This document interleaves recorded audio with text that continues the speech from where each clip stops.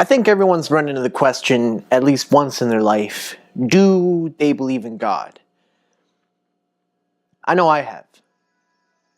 But I've finally figured out that I don't believe in God. And I'll tell you why. Now, I don't believe in God for one very simple reason, which is technically 5 reasons. I don't believe in God because of this hot dog. Now, you're probably wondering, this is a hot dog, Luke. How could you not believe in something because of a hot dog? I'll tell you why.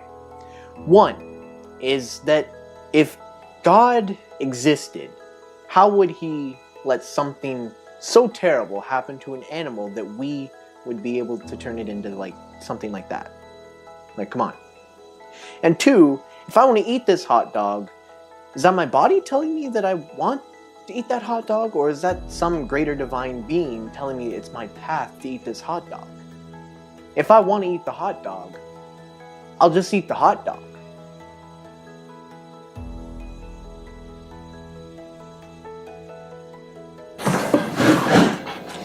Now, not all of my reasons surround a hot dog, mind you, because that'd just be, well, ridiculous. But there's 2 reasons that rest in something as simple as a hot dog.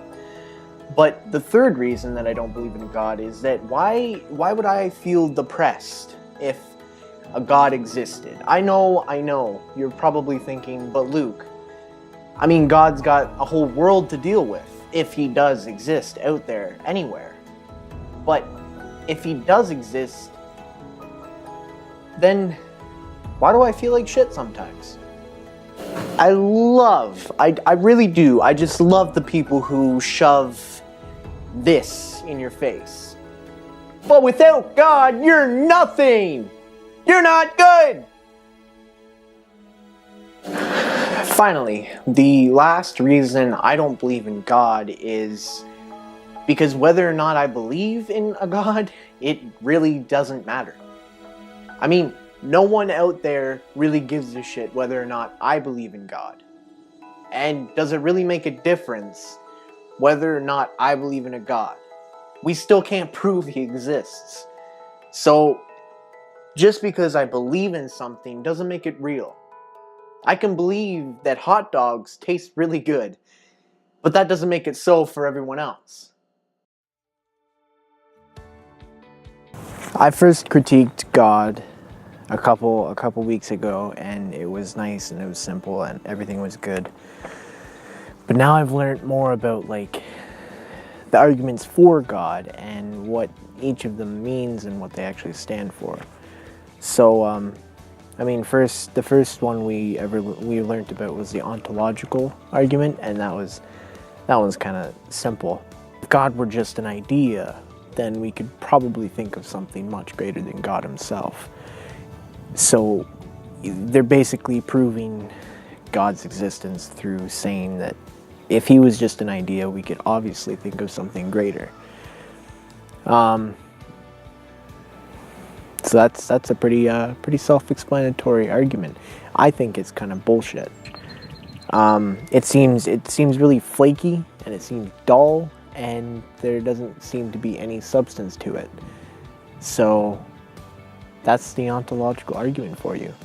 It's like if I can think of something, then it's the best thing of all.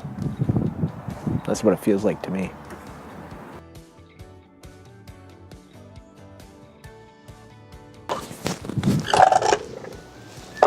Hey, given enough time, do you think you could think of anything better than this swing?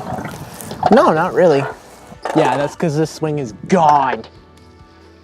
Now, you see, there's a cosmological argument too, which states that there had to be an uncaused thing that caused everything in the universe. Like, if I were to critique this argument, I'd say, well, if everything has to have a cause, then how come God doesn't have a cause? It's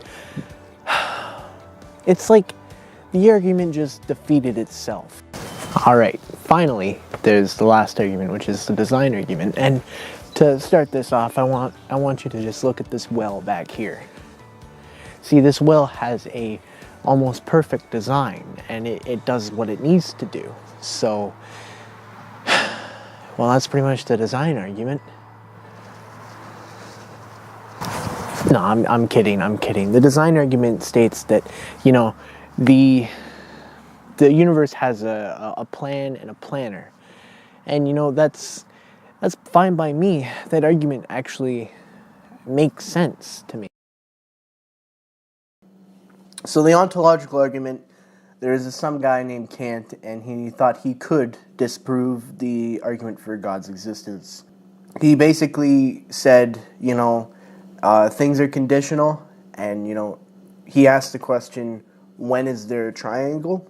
So, like, just because something could be there doesn't mean that it is there. Moving on to the cosmological argument, Dawkins came back with the same thing that I said. The argument contradicts itself, because if everything has to have a cause, then you're automatically saying that because God doesn't have a cause, the argument just doesn't work. The design critique, Dawkins comes back with the fact that only evolution exists, and natural selection is pretty much the design that everyone has seen, and it's not God, it's just, natural selection.